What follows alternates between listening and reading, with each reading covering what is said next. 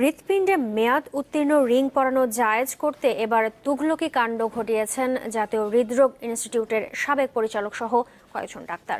গত জানুয়ারির শেষ সপ্তাহে মেয়াদ উত্তীর্ণ রিং পরানো নিয়ে চ্যানেল 24-এ খবর প্রচারের পর এই বিষয়ে তদন্তের নির্দেশ দেন হাইকোর্ট। এই আদেশের পরপরই এই রিং পরালে ক্ষতি হবে না বিশেষজ্ঞ বোর্ড বসিয়ে এমন সিদ্ধান্ত নেন সাবেক পরিচালক। আর ওই বৈঠক অনুষ্ঠানের তারিখ দেখানো হয় 6 মাস আগের। হিমেল মাহবুবের বিশেষ প্রতিবেদন, ছবি তুলেছেন নাসের বাবু।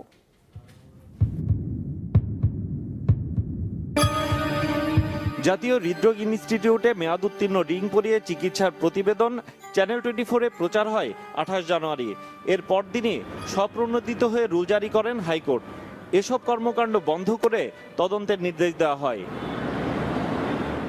অনুসন্ধানে দেখা গেছে ওই নির্দেশের পর মেয়াদ উত্তীর্ণ রিং বা স্টেন্ট ব্যবহারকে জায়েজ করতে বৈঠক করেন হাসপাতালটির তৎকালীন পরিচালক ও কয়েকজন চিকিৎসক।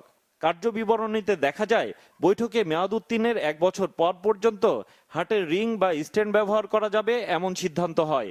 বৈঠকে যারা ছিলেন তাদের স্বাক্ষর থাকলেও কোনো তারিখ নেই। রিং পরানোর ঘটনাকে বৈধ করার জন্য মূল কাগজে তারিখ দেখানো হয়েছে 2014 সালের 3 জুলাই। নিয়ম অনুযায়ী এসব বৈঠকে উপস্থিত থাকার কথা হাসপাতালের ক্যাথল্যাব ইনচার্জের। তবে বৈঠকের যে তারিখ দেখানো হয়েছে ওই সময়ে ক্যাথল্যাবের দায়িত্বে থাকা চিকিৎসক দিলেন বিস্ফোরক তথ্য। 3/7/2014 সালে আমার জানা মতে কোন রকম রেজুলেশন হয়নি, যেহেতু আমার সিগনেচার নাই। আর যেহেতু আমি ওই সময় ক্যাথল্যাব ইনচার্জ ছিলাম, তো ওর জন্য রেজুলেশন থাকতে হলে আমার সিগনেচার থাকতো। ওর জন্য এই ব্যাপারে আমি কিছু অভিহিত নয় এবং আমি কিছু বলতে পারবো না। এমনকি বৈঠকে ইউনিট প্রধানদের থাকার কথা থাকলেও অন্তত 5 জন ইউনিট প্রধান এ সম্পর্কে কিছুই জানেন না। একজনের কথায় নিশ্চিত হওয়া গেছে 2014 সালে নয়, বৈঠকটি হয়েছিল এবছর জানুয়ারি মাসে চ্যানেল 24-এ খবর প্রচারের পর।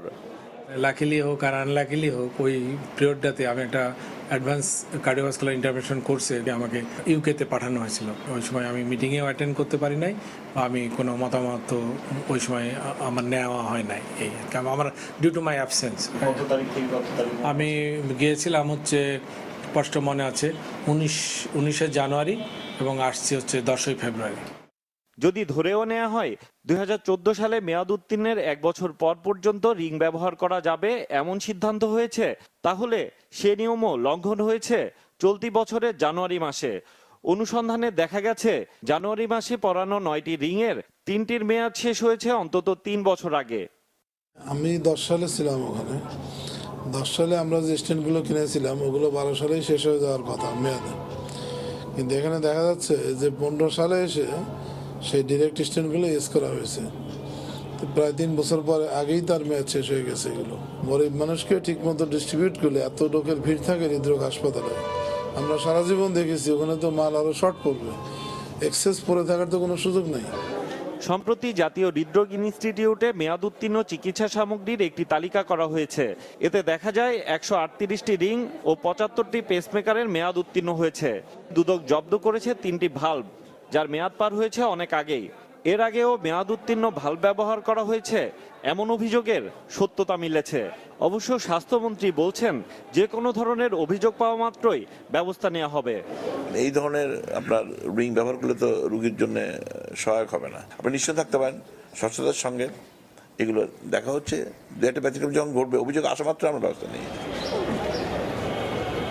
একদিকে গরিবের জন্য সরকারি অর্থে কেনা হার্টের রিং, ভাল্ব এবং পেসমেকার স্টোরে ফেলে রেখে মেয়াদ পার করা, অন্যদিকে জীবন রক্ষাকারী এসব মেয়াদ উত্তীর্ণ জিনিস দিয়েই চিকিৎসা চালানো, এটি অবহেলা নাকি উদাসীনতা?